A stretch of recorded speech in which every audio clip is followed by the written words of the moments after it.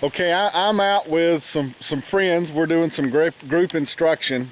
Now, one of them went out with me yesterday, and then two went out with a friend of mine, which I won't name by name on the internet. But I want to use this as an example. I will pick on my friend privately very, very hard because that's what friends do, but I'm not going to do this in public. But he was showing these guys some things on trapping. We set it up. It was a little muddy. It started raining. So when I tell guys, if you countersink your traps and you put the little low spots, this is in reality what you're going to see. So keep this in mind if you're going to follow that advice. Why don't you show me where the trap is, Chuck? I can kind of see the water hole over here. It would be the deepest swimming hole in the road. This is now a frog pond. We used to call this a coyote trap, but now it's going to be our frog pond. So how could we have stopped that? Well, I probably should have looked at the weather forecast and thought about the rain. Well, it's always going to rain. So Okay. what else could we have done? Make sure I'm not on the downhill side of elevation. And thirdly, I could have avoided making a depression and could have built it up a little bit so the water would come off of it. Too. Yeah, dug down. We dug down way too far. Now this is, you got two traps here. Both of them are flooded out. It just started raining this morning. That's a straight down dirt hole? Yep, that was a dirt hole. Okay, and I'm assuming the trap is right there? It's right here. Yeah. So that's the last place a coyote's ever going to step now till this thing completely dries, and being in red clay, when it dries, it's going to turn hard. And not fired? Probably not. Okay. Now, here's a flat set.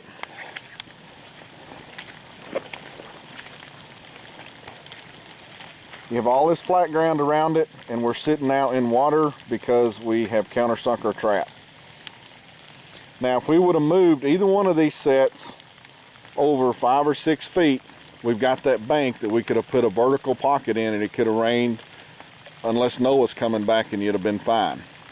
So you could have put a trap right there, and on the other side where you have the dirt hole, you would only been about 6 foot difference. You get closer to that pine tree? Yeah, and you could have been straight over there, and you could have put the trap in, and the water would have never hurt you. Well, Clint, this is what happens when you don't have adult supervision. Without you here telling us what to do and being our friend. This is what happens. Friends don't let friends do this, Clint. Friends don't let friends do this. Well, that's yes, you're right. In fact, I would say Bob Newhart would say what? Stop it. Y'all don't know how bad. We went and checked the traps that I had out with Brandon. And we didn't have anything this morning, so we were going to come check my friend's, which I won't name by name, where he took the guys out, and it started raining. And I know he likes those little not step down sets, but little step downs where the trap's at, is a good way to put it. So I've been like a little kid till we got over here to see this muddy mess from this style of trapping. What if he catches one of the other 3 that are out? Well, he did it before the rain.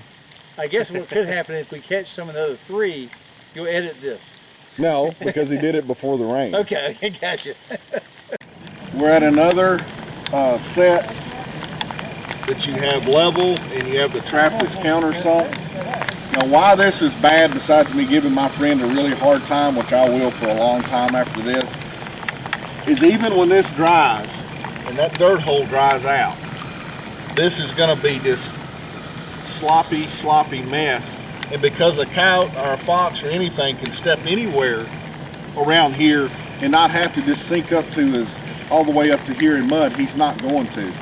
So after you silt that dirt and after this water recedes, it's going to just be a mess. And then after that mess, because we're in red clay and now you've got such a high water content in that dirt, the first time the sun comes out, because of this clay, it's going to harden up almost like a pot. Then the trap won't go off at all. If you have your traps though where the ground is level, you don't have the water standing on a problem, and it's no different from other parts of the ground. Even if your set gets wet in a couple of days, you can still catch on a set that's made flat, where the trap's flat and the dirt's flat and the water's not sitting on it. A rain like this really doesn't hurt them. It takes a lot to put a trap out, as long as you don't let water stand on it. Okay, I'm having more fun at the expense of my friend, and How many more traps we got to do this with? I think we should one more. One more. Yeah, one more. It's gonna end? Okay. I asked them this. This is, come up a little closer. We have, you had a dirt hole here. Mhm. You said this was really hard. Yeah, we couldn't get back in for it. So, not that what you did was wrong. I just want to show a point here.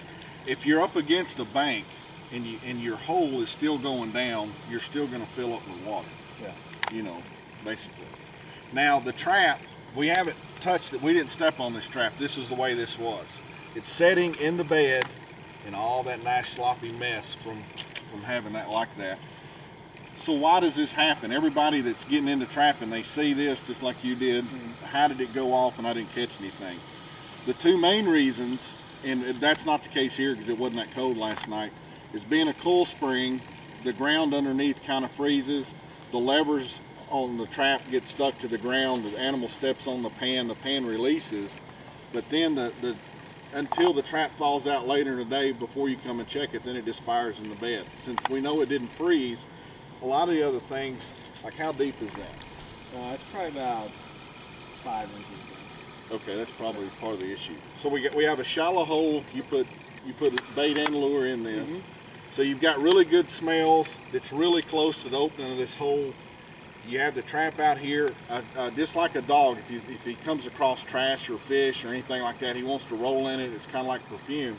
That animal will get down and shoulder rub. That's what we call shoulder rub. He'll get down, and because his shoulder or his side or something like that's on that trap, there's nothing there to grab a hold of, and it just fires off, and he jumps off and runs off, and this is what you see.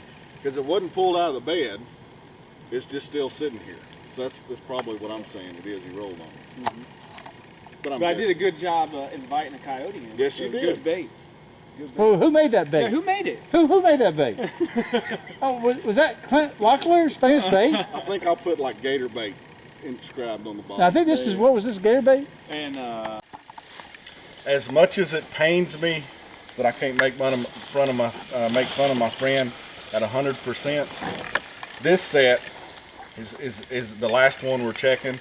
You can see the difference. Now, why is this that way? For one, he's put his flat set. Y'all move this in, I'm assuming. no, that was there. That was there. It was there. All that was there like that. Yeah. Okay. So y'all have this here. This is on kind of a little knoll, so the water is actually running behind me and behind the camera and down the road. This is always going to stay dry. This trap pattern is level. So that means what water hits there can run off of this and go downhill instead of sitting there and making a little swimming pool over the trap. We just didn't catch anything at here.